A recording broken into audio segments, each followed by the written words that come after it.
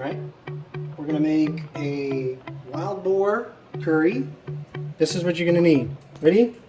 You're gonna need wild boar, about a pound of flesh or more. You're gonna need some vegetables. I picked a squash, some eggplant, a little bit of mushroom action. Okay. Over here, I like to use some ginger, some garlic, and some lemongrass. Mix it all in the bowl like so. I'm going to use some avocado oil. Put your pressure cooker on a saute if you're using a pressure cooker. We'll put some oil in there. We're going to let this heat up for a second. Okay, so it's pretty hot. I'm going to let this brown over here, stir it around for about a minute and a half. All right, and it's been about a minute and a half or so. You can start to see that all the ingredients are already fairly brown. I use about 5, maybe 6 tablespoons of avocado oil. That is mainly because I really like that infusion and I like the flavor. So here we go. We're going to take the pound of wild boar and we're going to throw it right in there. And then now we're just going to coat all this wild boar at a medium high to high heat because we really want this to get nice and brown, okay? Okay, so it has browned enough. Just enough though. If you're not doing this in a pressure cooker, then brown it on a skillet before you put it in here. My pressure cooker is just it's not getting to high enough heat to really brown it nicely how I like it. So, kind of in a rush, so I'm just gonna let this be. It's brown enough for now. I'm gonna add a little bit of salt, not too much, because I'm gonna go ahead and add a little bit of this garlic salt. And then we're going to go ahead and mix this around a little bit.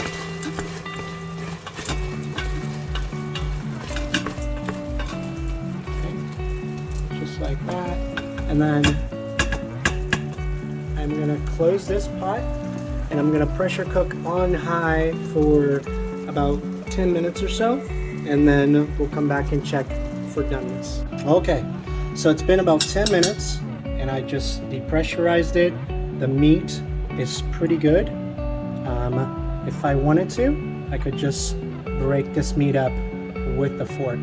So it's pretty decent. I can use, if you really want it to be nice and tender, I could use another 3 or 4 minutes, which is what we're about to do. So now we chose this, it's just a little sauce kit. But you can use any old curry sauce kit. Here's another one. You could use something like this. It's just a curry sauce mix. So we're going to use this one right here. And it comes with the sauce, the tikka masala sauce, some of this curry. Yeah, it's just a ginger garlic paste that comes with it, and a few spices. Let's go over here. Now we're gonna add that sauce and we're gonna add these veggies, okay? So I added a couple new things. We decided we want some carrots and some potatoes, okay? So those are the 2 new ingredients. I'm also gonna use a little bit of ginger. I forgot to mention that. So I just throw it whole in the pot, just like this, just for flavor. And then, as I mentioned, we have a little bit of chopped up mushrooms in here. So again, we have potatoes, we have some squash, we have eggplant, we have some carrots. I'm gonna add a little bit of corn, and I'm gonna add some of these lilac flowers for scent towards the end, just because we have them available, and it'll be nice. Okay, so we just added 2 cups of water. We added all of those ingredients you guys just saw, and I think an important thing to remember here is we're pressure cooking this, so we really don't want to have too much water in here or it's going to be soupy at the end. We are trying to avoid that. Okay, so I'm gonna go ahead and set this up for another, I'm gonna add it for about 5 minutes in here, okay? And then we'll come back. Bye! Okay, and this is it. This is the final looking product here. That's what it looks like. And mainly at this point, so the vegetables were in there for about 5 minutes or so. That's about the doneness of the carrot. So I just kind of push on it and it sort of breaks like that. Same thing with the other veggies, the squash. They all pretty much break once you get in there. And the meat, here, I'll show you the doneness of the meat.